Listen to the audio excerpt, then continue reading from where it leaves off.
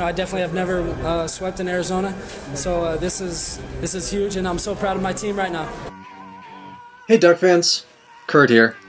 It's another week, so time to check in with all that's happening with FishDuck.com and everything in the world of Oregon Duck sports. First of all, we have two new writers that have joined the FishDuck team, Jared Young and Mark Flores. Jared will be covering basketball for FishDuck.com, writing every Friday. And Mark joins FishDuck as our resident recruiting expert, creating summary reports of all that's taking place in the realm of Oregon recruiting every Wednesday. So be sure to check back on Wednesdays and Fridays to catch Jared and Mark.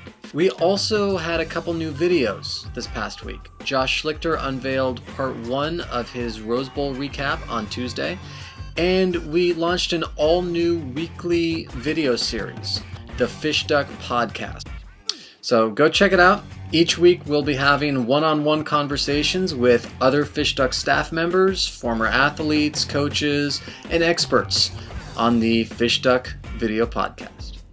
Now, in case you haven't noticed, our content at FishDuck has been expanding, and we've got a pretty good flow of daily coverage now. Mondays you can catch Jared Sawyer and Brian Libby's articles about current events and duck sports history, and also some player interviews will be mixed in there as well. Tuesdays we will unveil a new FishDuck video each week, as well as get some great insight from Josh White. Wednesdays, Mark Flores will wrap up the week's news in recruiting, and I will continue to write articles about Oregon sports history. Thursdays, David Mello will have detailed interviews with former and current Oregon athletes. And we'll also have our weekly FishDuck video podcast series running every Thursday. Fridays, Jared Young will write about Oregon basketball. Saturdays, Kim Hastings is going to take a look at the lighter side of sports, while I'll be coming out with this vlog video each week, still going forward, either Saturdays or Sundays, depending on, how long it takes to create them. And on Sundays, Steve Mayer gives us his great insight on current events and game recaps. If you missed his article last week, he wrote a really interesting piece on social media and how fans have a tendency to sort of overreact when they're on Twitter and Facebook to immediate news, and how people should maybe stop and breathe and think a little bit before letting your fingers spew some things that you might regret a little bit later. Now, if that seems like a lot of content that we're throwing your way each week, well, it is. So be sure to sign up for our weekly newsletter and get weekly updates on everything happening in the world of FishDuck.com. Also, tune in this Saturday, January 21st, to the Leatherheads of the Gridiron Network at 6 p.m. Pacific Time for the 3 Point Stance podcast. Charles and myself will be appearing on the show, talking Oregon football and FishDuck.com. You're welcome to call in with your questions. As for Oregon sports, the big news that broke earlier in the week was Darren Thomas's curious decision to forego his senior year and enter the NFL draft. That makes 3 underclassmen from Oregon to go pro: Thomas, LaMichael James, Cliff Harris. In addition, David Paulson, Mark Asper, Lavassier 2A have all been invited to participate in senior bowl games and have received NFL Combine invites.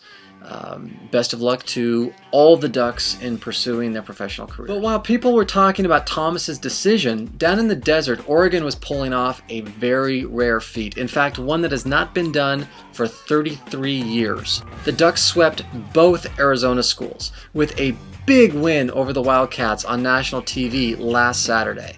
Don't look now, but even with all the attrition to the roster, Dana Altman has really rebounded from the short depth chart and has this team on a roll. The last 2 years, they've had to pick up transfers and JCs just to fill the gaps, but he's got the Ducks in contention in the Pac-12 and on the edge of being a potential bubble team for the NCAA tournament. The 3-game homestand against the LA schools and OSU a couple days after that is going to be huge. And if Oregon can make a run in the Pac-12 tournament, they could make the big dance, or at the very least be an NIT team. DeVoe Joseph has turned into a great scoring threat, and EJ Singler continues to be Mr. Consistency out there, while Garrett Sim has also shown great improvement. This team is still a work in progress, but go support these Ducks because they're really starting to make some waves. Also, be sure to attend the Saturday game, tip-off 1 o'clock at Matt Knight Arena versus UCLA, if you can, because there's going to be a special ceremony there. The Rose Bowl champion Oregon Ducks football team is going to be honored during the game.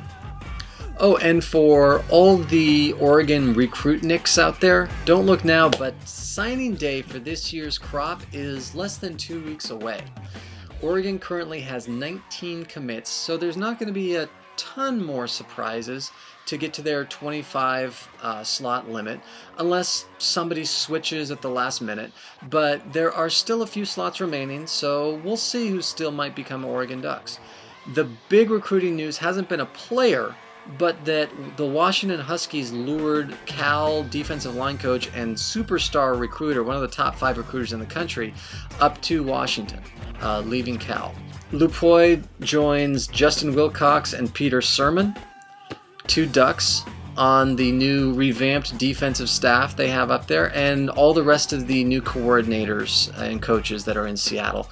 Whether they can play defense next year is yet to be seen, but they are stockpiling some great young coaching talent up in Husky country.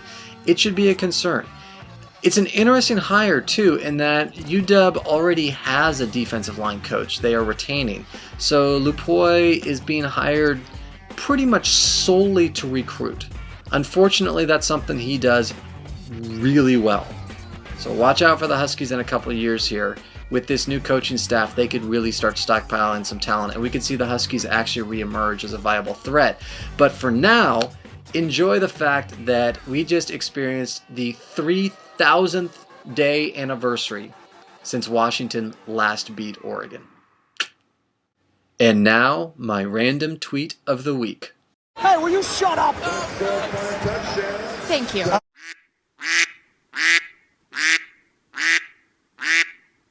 This week for my music recommendation, I want to talk about my personal all-time favorite musician, David Ford. David Ford started out as the frontman of a British power trio in the late 90s, early 2000s called Easy World.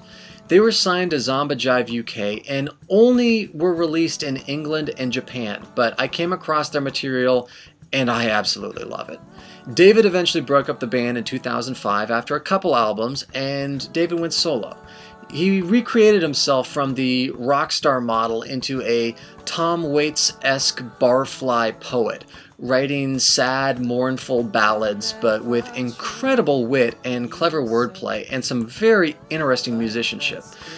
He has some of the most interesting and compelling lyrics out. He's just on a whole other plane as far as lyricists go.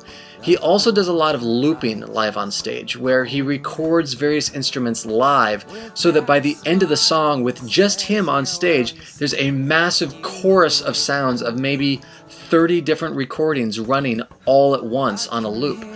A wall of audio. It's just assaulting the eardrums at a David Ford show, but it's just him up on stage.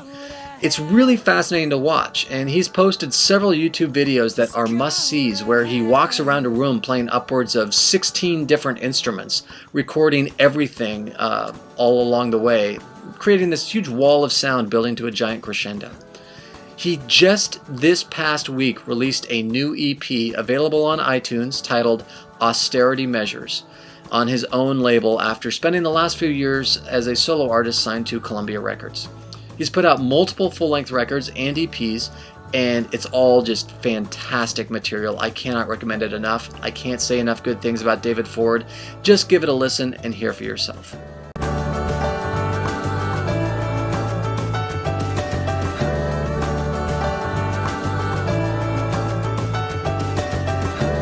Well, I thank you for your understanding. I won't be long. For the things round the house you left unthrown.